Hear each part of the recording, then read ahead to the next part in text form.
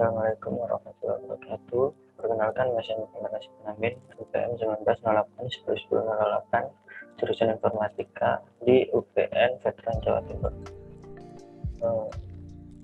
Setelah saya mengikuti program studi independen di kampus Merdeka dengan program React.js atau Front-end Engineer, di sini saya akan mengimplementasikan sedikit pengetahuan saya setelah belajar di program studi independen mengenai front-end.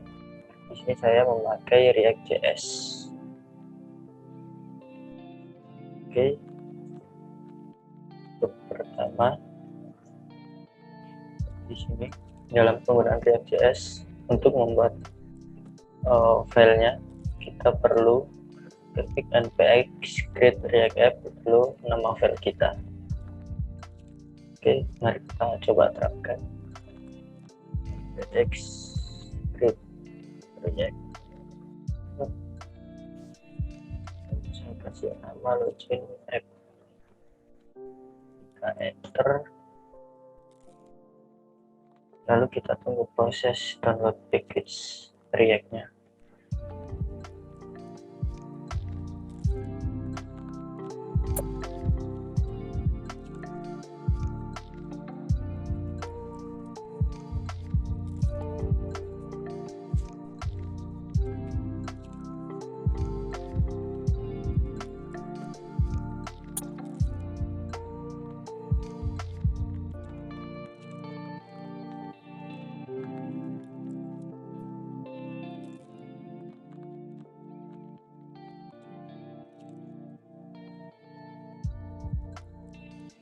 Setelah package atau dependencies-nya sudah terdownload, kita tunggu sebentar loadingnya.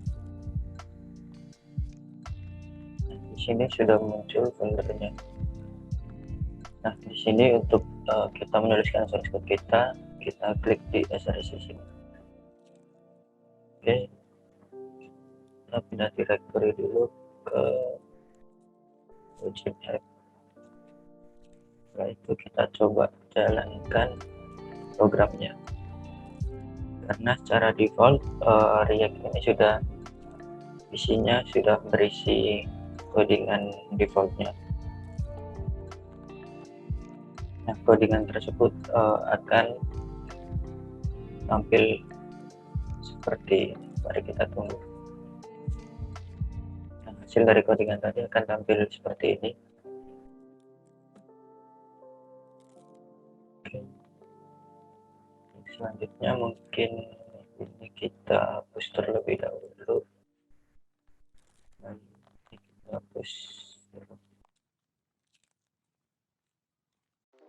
Sekarang kita coba masukin teks bebas, misal tes gini.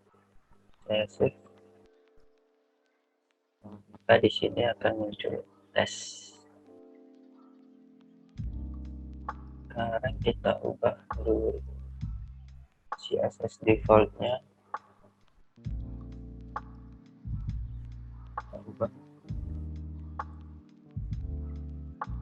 biar defaultnya nggak di tengah, kita kasih margin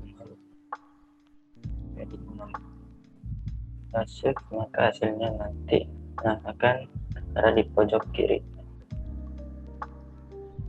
Oke, karena di sini saya membuatnya dengan bantuan framework lagi, yaitu saya memakai nDesign.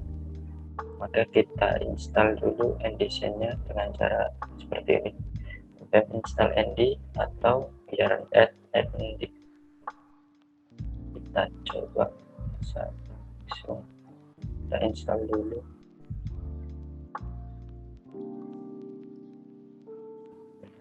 Install nd, kita tunggu dulu download package-nya. Sekaligus bisa kita langsung buat foldernya di SRC. Kita buat folder komponennya, misal namanya login. Nah, di dalam folder login ini kita buat file lagi namanya index.jsx. di sini kita bisa langsung ketikkan kita kasih namanya login misalnya dengan dalam kurung, buka kurung tutup kurung, lalu kita kasih arrow function, lalu kurung-kurung seperti ini, lalu kita ketik return, buka kurung tutup kurung, lalu kita enter. Nah, misal di sini kita akan memasukkan tag HTML1, lalu kita masukkan teks bebas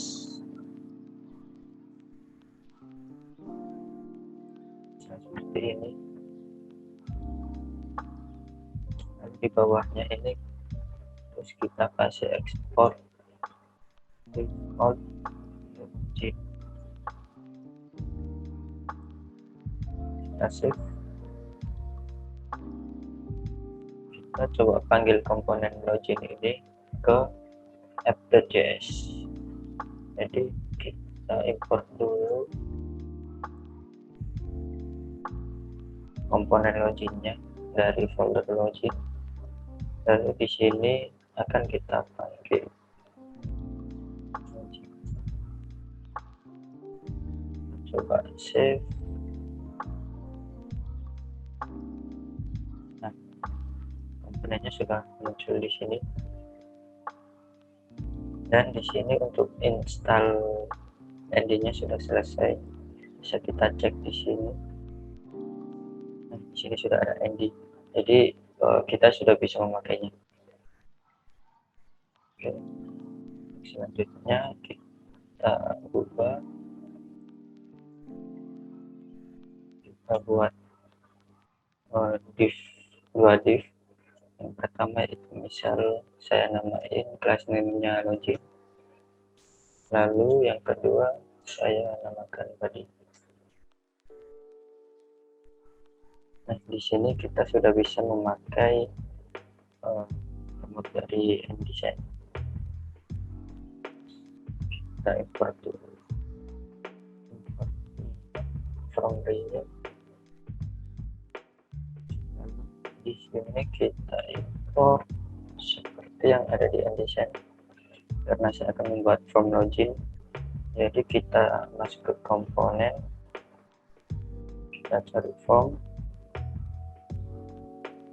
lalu kita coba gunakan yang ini. Kita show code. Nah, di sini kita sudah bisa langsung copy paste. Jadi konsep dari InDesign ini sama seperti Bootstrap, hampir sama gitu. Lalu kita import button checkbox from dan input. Setelah itu kita copy juga untuk logiknya di atasnya return, karena semua logik dalam React ditaruhnya di atasnya returnnya seperti ini. Lalu untuk tag formnya kita copy juga, kita masukin ke codingan kita.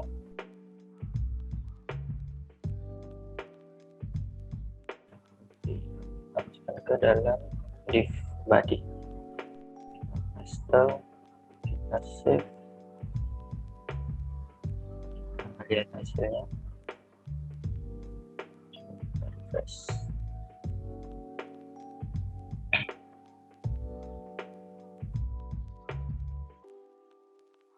Oke, tunggu sebentar loadingnya agak lama.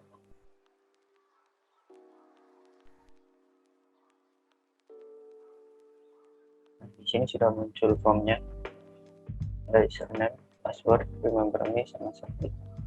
Nah, di sini ketika kita memasukkan username, saya admin. Nah, di sini admin 123. Di sini ada button mata digunakan untuk bisa melihat password kita. Jadi ketika kita submit, dia akan muncul di konsol kita. Ini sukses. Password admin dan username admin. Nah, Kenapa bisa begitu? Karena pada logiknya di sini di form ini ada unfinished dan dia return ke unfinished. Jadi unfinished di sini isinya yaitu console log success. Nah, di sini ada top values yang menyimpan objek tadi, menyimpan objek ini disimpan dalam values, lalu dikeluarkan, lalu dipanggil di sini values.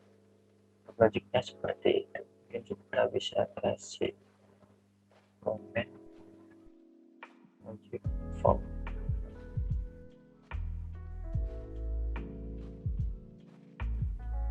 Setelah itu kita bisa kasih style sedikit di div kita.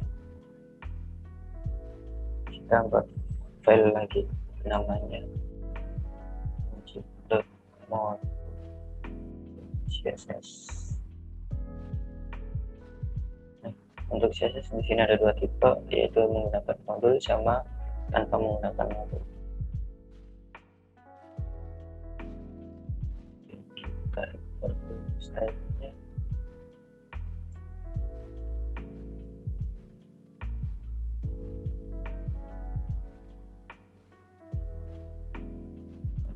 Logic.mode CSS.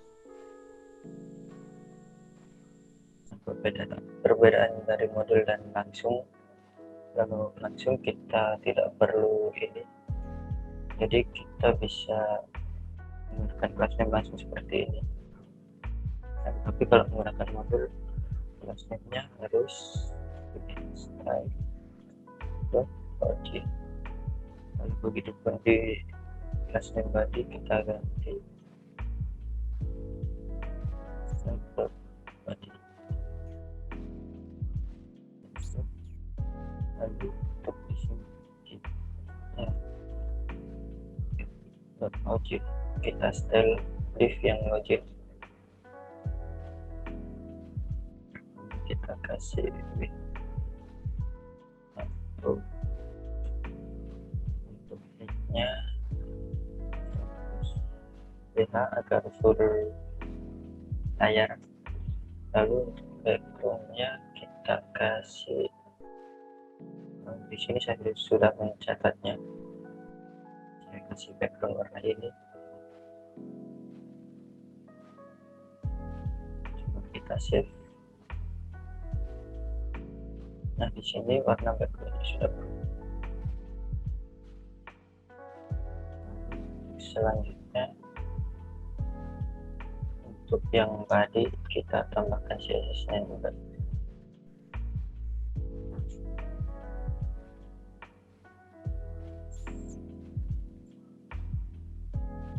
Kita enter.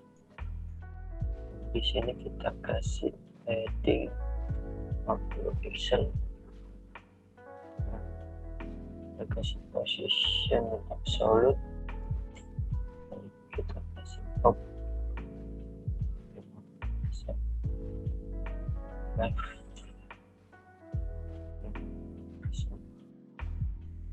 lalu kita kasih transform, kasih translate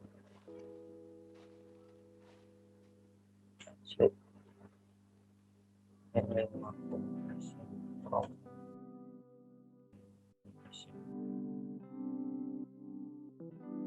Setelah itu kita coba kasih background color agar kelihatan bedanya di mana.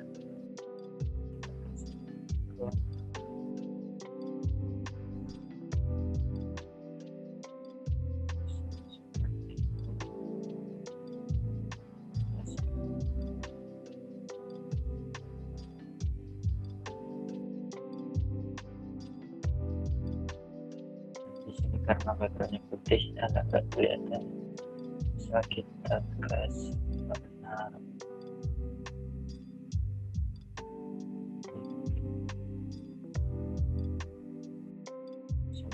mungkin kita kasih warna yang lain, gray.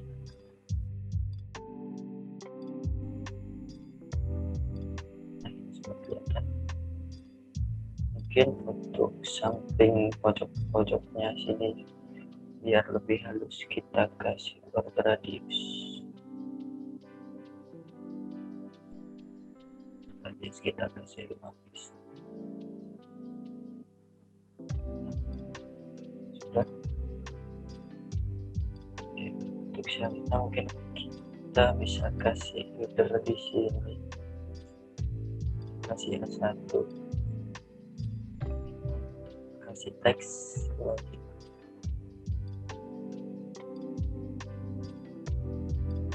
Muncul, tapi defaultnya di sini jarak dari login ke atas ini terlalu banyak karena kita inspect di elemen loginnya. Di sini sudah ada margin yang warna-warna atas. Itu perlu kita styling sedikit biar jaraknya tidak kejauhan.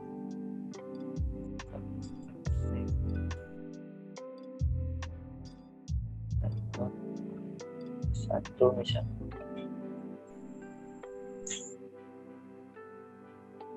Standard header. Tambahkan di sini tapi hilangkan marginnya, kita setting 0.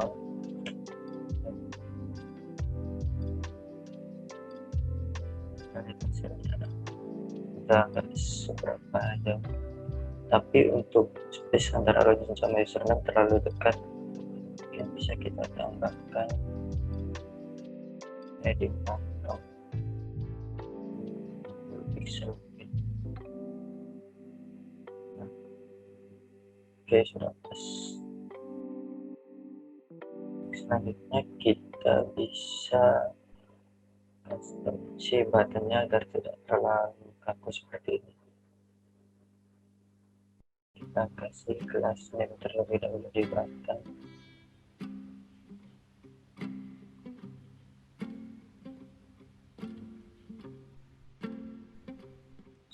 Style.button masuk, lalu di sini kita tambahkan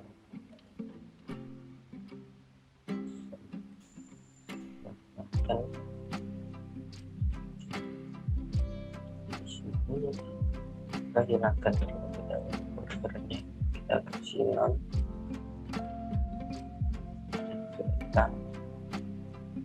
Kita kasih pixel biar jaraknya nggak terlalu mepet seperti ini. Lalu kita coba kasih border radius 5 pixel. Tetapi di sini terlalu mepet dengan remember me. Lalu kita coba hapus remember me saja.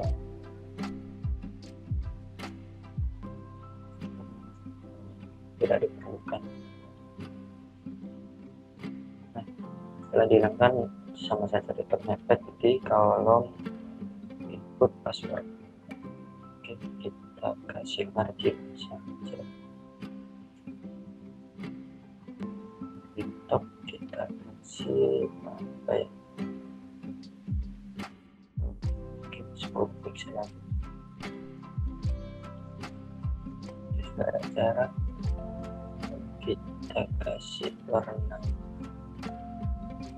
backgroundnya biar kelihatan beda. Ini sudah mencatat.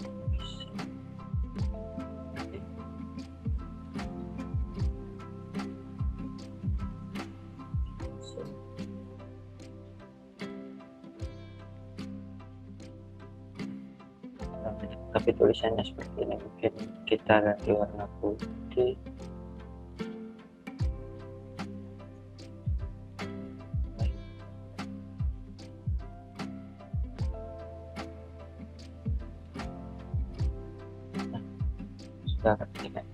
Tapi pada saat kita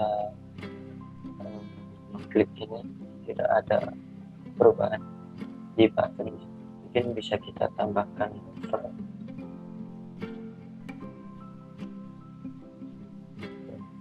button kedua over, kita ganti background colornya menjadi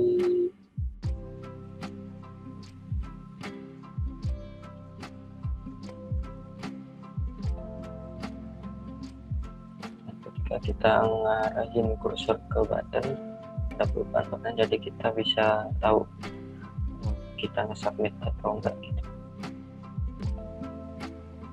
Oke.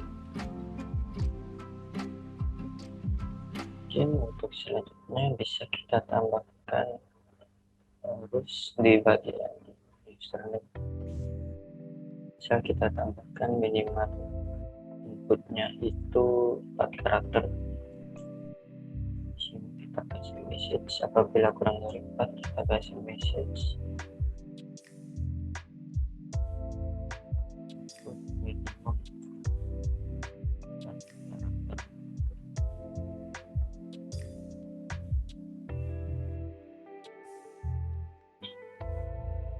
Lalu di sini kita juga validasi buat apabila user memasukkan spasi-spasi saja, seperti word space titik 2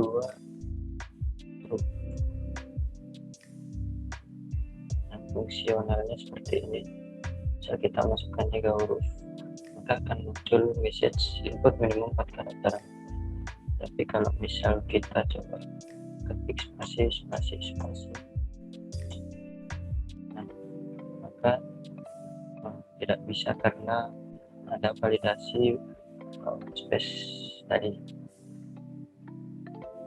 Oke, seperti itu. Untuk yang password kita tambahkan 8,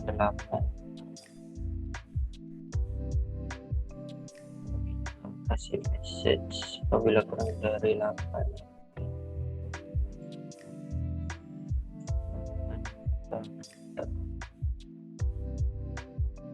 Di sini bisa kita masukkan kurang dari 8 maka muncul juga validasinya.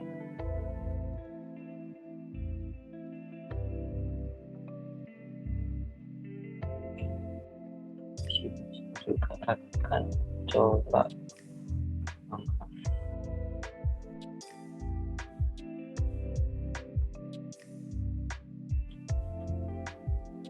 mungkin di sini kita juga coba kasih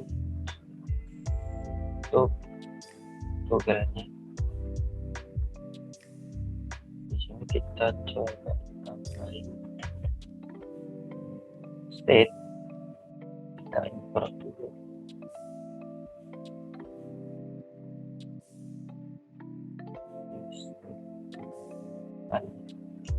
Value dari suatu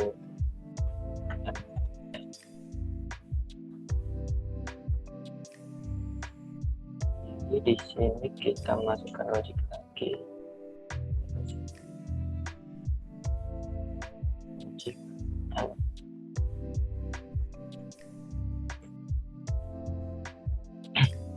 Nah, di sini kita buat definisi terlebih dahulu.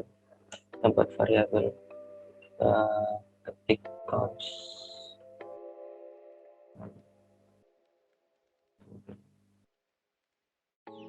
isi program koma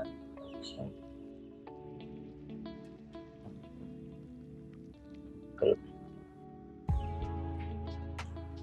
simpan di state dan nilainya false. Itu mungkin di bagian sini kita tambahkan logic dan kita ambil di sini dan seperti ini. Kita masukin apabila seperti ini kita klik maka di atas secara otomatis akan muncul report alertnya. Kasih message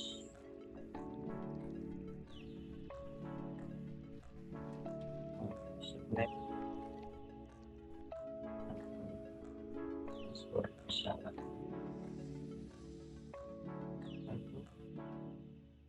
kasih tab.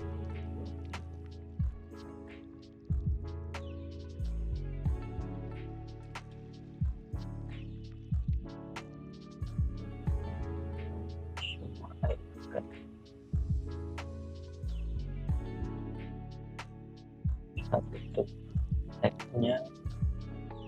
Di sini kita juga tambahin, misal kita membuat data dummy atau data bohongan. Nah, di sini kasih nama variabel namanya data,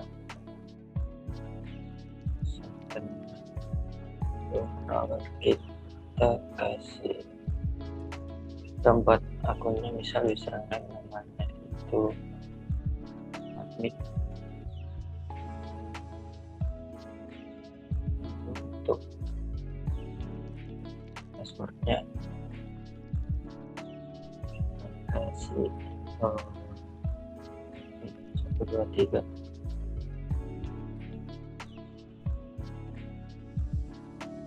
Di sini untuk on finishnya kita ganti, karena kita mengacu pada username setiap kan ya. Di sini kan ada name, jadi di sini kita mengacu pada name ini. Misal di sini ada username sama password, kita bikin suatu box di sini, username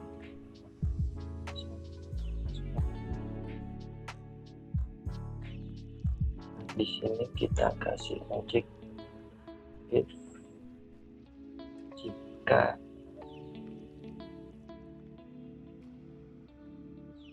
username sama dengan data username lambda password sama dengan data password, akan mencolok sukses.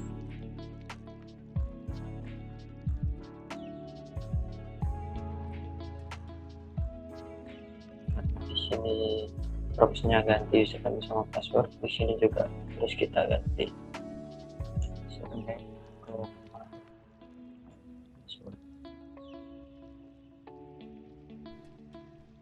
Lalu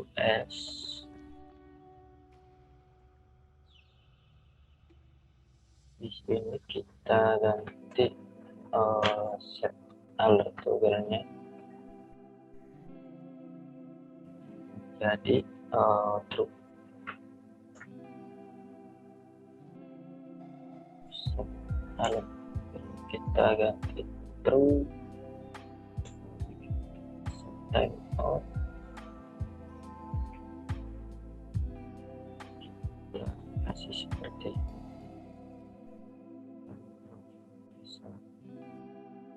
function. Kita ganti set alert toggle-nya first lagi.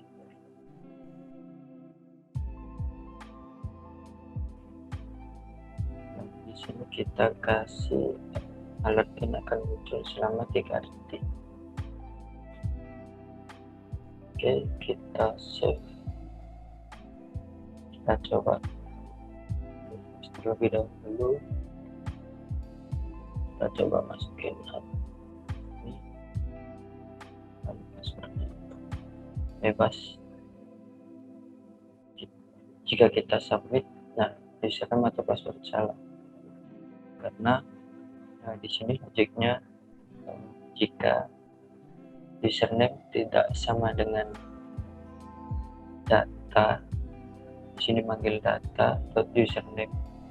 Jadi jika username yang dimasukkan tidak sama dengan ini dan passwordnya tidak sama dengan ini, maka akan memunculkan alert seperti tadi. Begitupun misal username-nya salah, kita submit, nah kita tetap salah karena logiknya di sini dan bukan atau. apabila kita masukin password username dan password yang benar, kita submit, errornya tidak muncul karena hasil return dari benar adalah sukses.